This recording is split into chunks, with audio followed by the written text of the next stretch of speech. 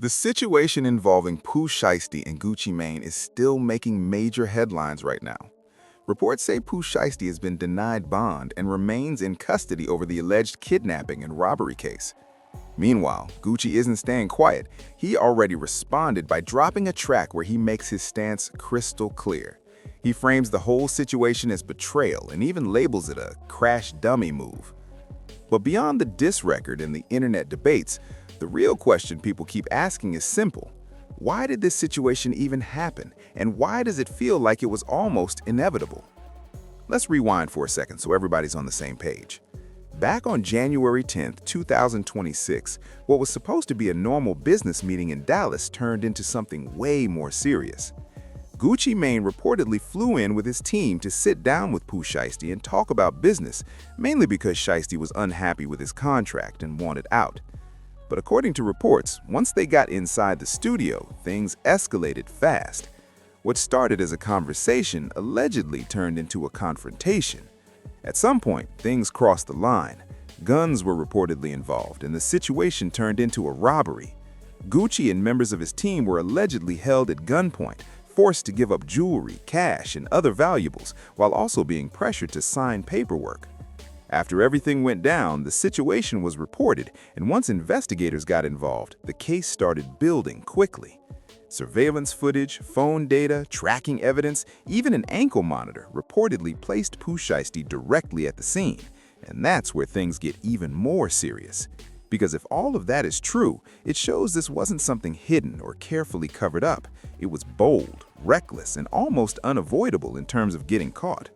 And that brings us back to the bigger question. Why take it that far? On the surface, people say it was about a contract dispute, wanting out of a deal, wanting control. But situations like this don't usually escalate to that level just over business, especially in an industry where there are lawyers, negotiations, and legal ways to handle disputes. So when something like this happens, it starts to look less like a business disagreement and more like a pattern of decision-making, a mindset, a way of handling pressure.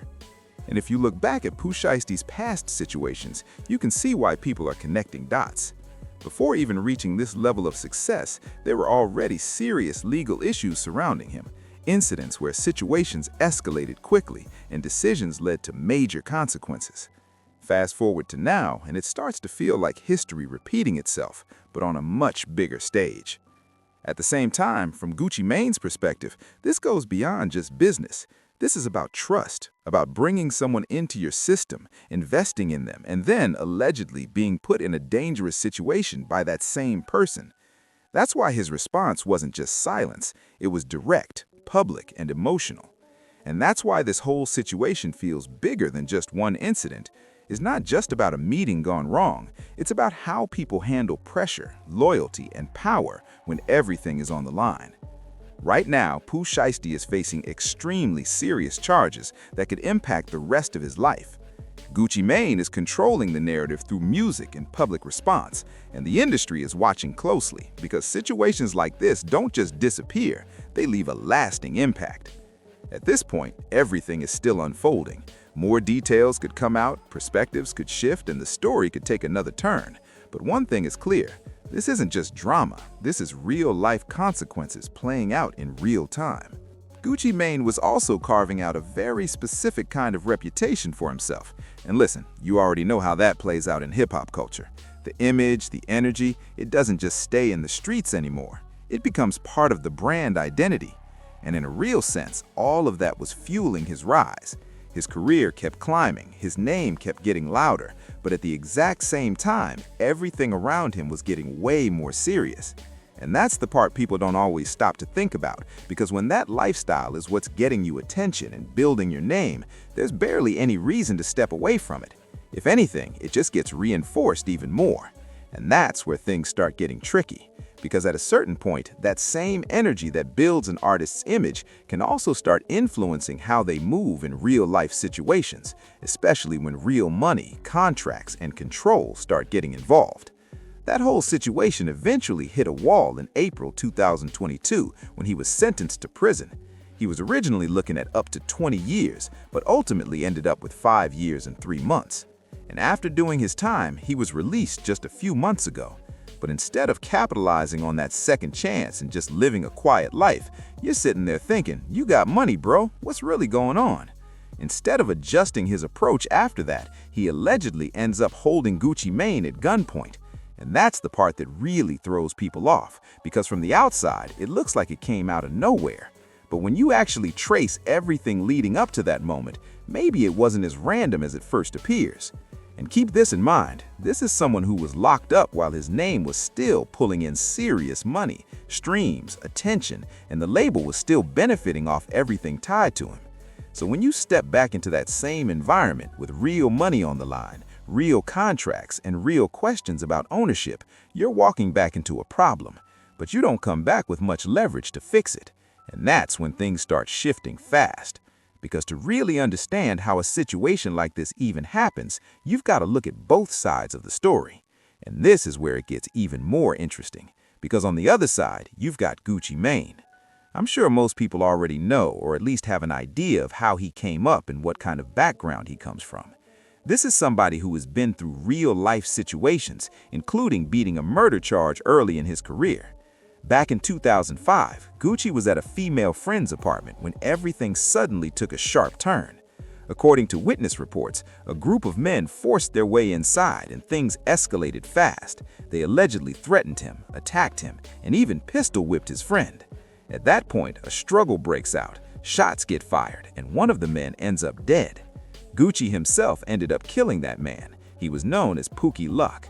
His body was later discovered nearby. Gucci turned himself in shortly after, claiming it was self-defense the entire time. And in January 2006, the case was dropped after authorities said there wasn't enough evidence to move forward. So when you look at Gucci's story, this isn't just someone who entered the industry on some clean slate. For years after that, by the way, Gucci was in and out of legal trouble with multiple arrests that kept pulling him back into that same lifestyle. Between 2005 and 2010 alone, he ended up incarcerated 5 different times. But over time, things slowly started to shift.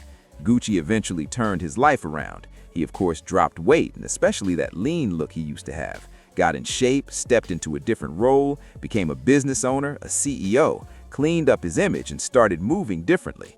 But here's the part people don't always think about. The image Gucci Mane built in those early years didn't just vanish. That became part of his legacy, and that's exactly what a lot of younger artists were growing up watching, including Pooh Shiesty. I mean, Pooh Shiesty has openly talked about being influenced by Gucci Mane, his music, his energy, everything that came with that.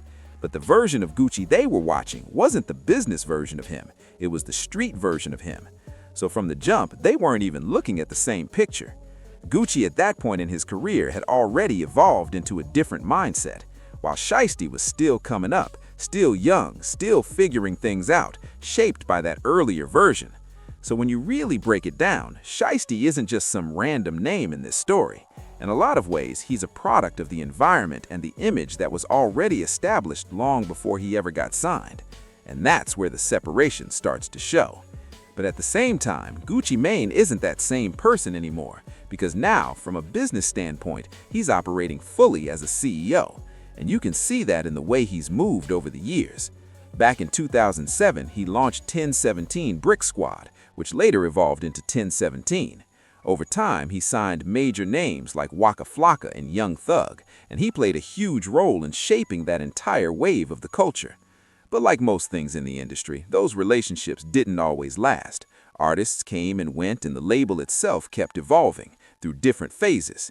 Then years later, after everything he had been through, he rebranded and around 2020 started rebuilding again, signing a new wave of artists like Fujiano and eventually Pooh Shiesty himself.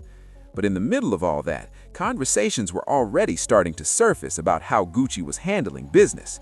Over the years, multiple artists who were once signed to him spoke out about behind-the-scenes issues, contracts, expectations, and how things were being managed.